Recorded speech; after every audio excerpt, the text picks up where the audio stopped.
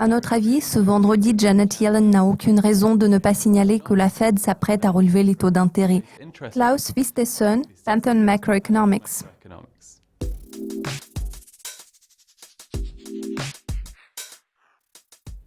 Cette semaine, nous découvrirons le taux de croissance des économies britanniques et allemandes de deuxième trimestre. Il est généralement prévu que ces taux s'établiront à 0,6 et 0,4% sur une base trimestrielle respectivement. Quelles sont vos attentes par rapport à ces données ? À mon avis, ces chiffres de 0,6 et 0,4% seront confirmés. En revanche, en ce qui concerne la deuxième estimation du PIB, il peut y avoir certains changements, mais je ne pense pas qu'ils soient considérables. De toute évidence, la deuxième et la troisième estimation du PIB s'inscrivent dans le cadre d'une approche rétrospective. Ces données nous montreront ce qui s'est produit au deuxième trimestre. Le vote en faveur du Brexit a été l'événement le plus important qui s'est produit à la fin du deuxième trimestre. L'impact du vote se fera surtout ressentir dans les données couvrant la deuxième moitié de l'année. Il est largement prévu que nous verrons un ralentissement de l'activité économique au Royaume-Uni, notamment en termes d'investissement. De nombreuses entreprises pourraient reporter leurs décisions d'investissement et de dépenses en capital, ainsi que les décisions d'embauche. À l'heure actuelle, un taux de croissance de 0,6% semble être assez positif pour le Royaume-Uni. Pourtant, il s'agit d'un niveau pré-Brexit, ce qui signifie que ces données ne reflèteront pas la situation actuelle. En parlant de l'Allemagne, un résultat de 0,4% peut être considéré comme étant très solide vu la croissance rapide enregistrée au premier trimestre.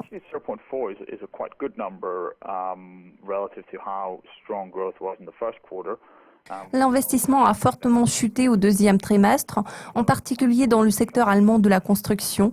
Par contre, les exportations ont nettement rebondi.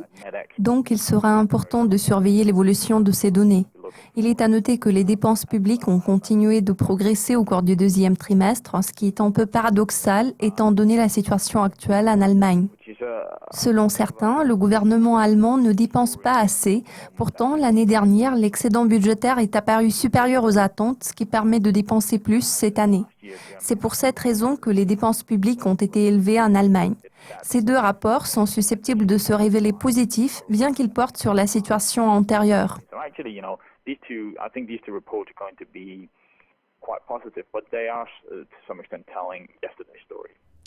Janet Yellen tiendra un discours dans l'État de Wyoming ce vendredi. Il pourrait fournir plus de détails quant au timing éventuel, ainsi qu'à la probabilité d'une hausse des taux aux États-Unis cette année. Certains analystes restent sceptiques à cet égard. Quelles sont vos attentes ? Chez Pantheon Macroeconomics, nous nous attendons à ce que la Fed relève les taux d'intérêt cette année. Le troisième trimestre pourrait être très intéressant à cet égard, non seulement en termes de ce que Yellen a l'intention de dire ce vendredi, mais en particulier par rapport aux données extrêmement faibles affichées au deuxième trimestre. Les chiffres du PIB ont été décevants. Il semble que les données du troisième trimestre puissent dépasser les attentes. De toute évidence, cela pourrait inciter la Fed à modifier les taux, ainsi qu'à stimuler les attentes du marché.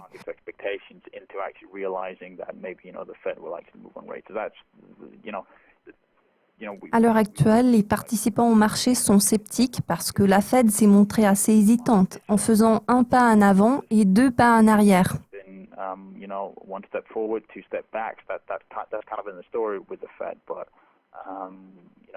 Cependant, ce vendredi, Janet Yellen n'a aucune raison de ne pas signaler que la Fed s'apprête à relever les taux d'intérêt. Les données nous montrent clairement que la Fed pourrait potentiellement intervenir, ce qui serait conforme à son rôle historique. Pourtant, il faut garder à l'esprit que le FOMC n'a cessé de faire preuve de prudence jusqu'à présent.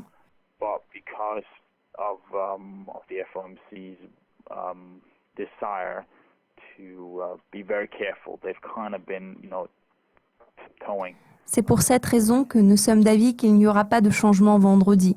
Pourtant, le troisième trimestre s'annonce très intéressant en termes d'évolution des attentes du marché par rapport au resserrement de politique monétaire aux États-Unis.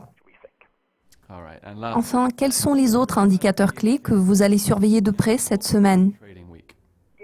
De toute évidence, comme tout le monde, nous porterons une attention particulière au discours de Yellen ce vendredi. En ce qui concerne les données économiques, la zone euro doit publier les résultats de plusieurs enquêtes. Nous découvrirons les PMI mardi, puis les données sur la confiance des consommateurs, ainsi que des rapports sur la masse monétaire. Cette semaine nous fournira les premières indications sur l'évolution de la situation économique en août, ce qui mérite un examen détaillé, vu que nous sommes en plein milieu du troisième trimestre. Les résultats des enquêtes ne devraient pas secouer les marchés cette semaine. Les données de la zone euro ont généralement été très stables au cours des 3, voire 6 derniers mois. Le rythme de croissance de l'économie de la zone euro va probablement rester à peu près le même que l'an dernier, entre 1,5 et 1,6%, ce qui sera également confirmé par les données émanant des enquêtes. Pour le moment, nous ne croyons pas que la situation puisse changer. À notre avis, nous ne verrons pas de changement cette semaine. Merci de vos commentaires, Klaus. Restez à l'affût de nos mises à jour pour être au courant de tout ce qui se passe sur les marchés. Céleste Skinner vous présentera très bientôt le bilan de la semaine écoulée. À la prochaine.